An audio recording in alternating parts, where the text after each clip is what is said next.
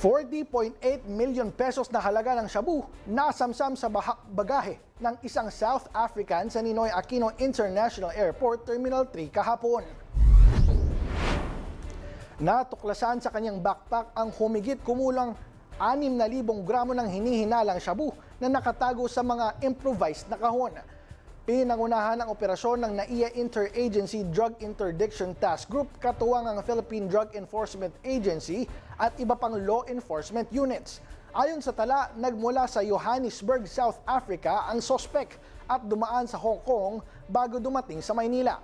Bukod sa droga, na-recover din ang kanyang pasaporte, pera, SIM card at cellphone.